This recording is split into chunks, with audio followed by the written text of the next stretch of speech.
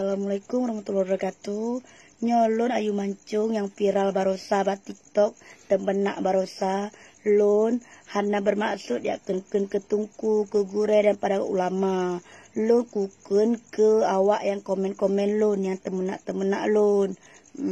Jadi buat para netizen semuanya jangan suuzon.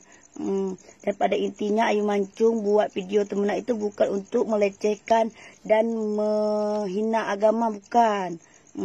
Kalau jika makna andai kata Ayu Mancung salah, minta maaf sebesar-besarnya. Karena TikTok itu adalah hiburan semata.